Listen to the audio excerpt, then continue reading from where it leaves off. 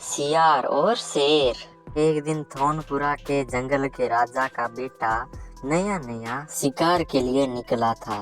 वे एक पत्थर पर जाकर बैठ जाता है, तभी उसे दहाड़ने की आवाज आती है। वे सोचता है कि पापा आगे। वे पत्थर से उतरने वाला था, तभी वाह सियार भाई, तुम्हारी आवाज तो बिल्कुल शेर जैसी ही है। हाँ भाई, क्योंकि मैं शेर का दादा जो हूँ, मैं पिछले जन्म में उनका दादा था। लेकिन तुम शेर राजा को बताते क्यों नहीं कि तुम उसके दादा हो? नहीं भाई, वो मेरी बात नहीं मानेंगे ना। ये सारी बात उस शेर का बच्चा सुन लेता है। वे जाकर अपने पिता को बताता है सारी बात। शेर लोमड़ी के पास आता है और उसके पैर छू लेता है। ये देखकर लोमड़ी और सारे जानवर हैरान थे। मेरे प्रिय जंगलवासियों, आप सब लोग हैरान हों कि मैंने इस लोमड़ी के पैर क्यों छुए, क्योंकि ये मेरे दादाजी हैं। शेरराज, ये आपके दादाजी कैसे हो सकते हैं? बताइए दादाजी। क्योंकि मैं पहले इसका दादाजी था। मेरा पुनर्जन्म हुआ है। तुम्हें शायद नहीं पता होगा, तुम्हारे दादाजी मंगलू हाथी।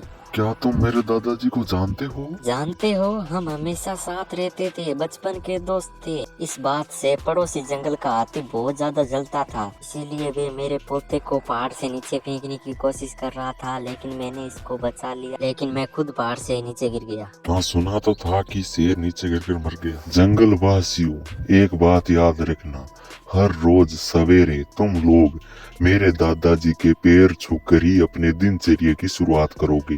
और दूसरी बात, कोई भी सियार समाज को परेशान नहीं करेगा। हो सकता है कि वो हमारे परदादा हो। अब वे सभी उसके पैर छूने लगे। अब सियार जानवरों को तंग करने लगता है। वे चीता का किया हुआ शिकार भी छीन कर आप ले जाता है और दूसरे सियार दोस्तों के साथ उसे खाता है।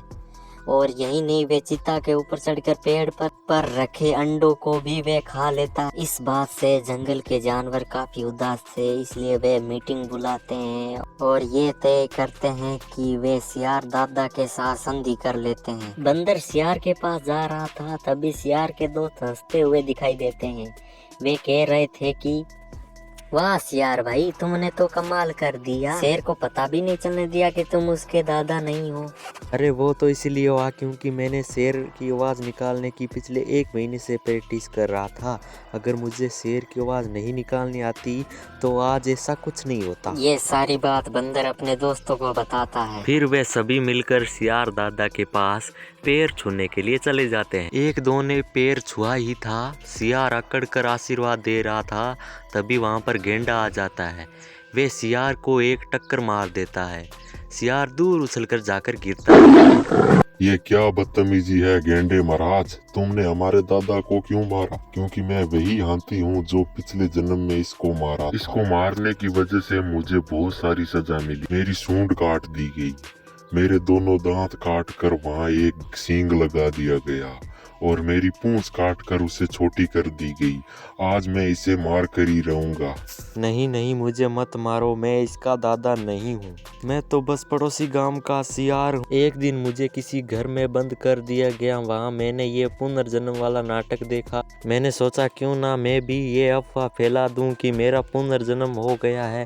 इसलिए मैंने ये सारी बात अपने सियार दोस्तों को बताई और वे सब मान गए और हमने आपके बच्चे को जानबूझकर ये सारी बात बताई, जिस कारण वो आपको बताएगा तो आप उसकी सारी बात मान लेते हो। मेरी बात तो आप नहीं मानते, इसलिए हमने आपके बच्चे को ये सारी बात बताई। तो मैं भी कोई हाथी वाती नहीं हूँ, मैं एक आम गेंडा हूँ। तो तुम्हारी पोल खोलने के लिए मैंने ऐसा बोला।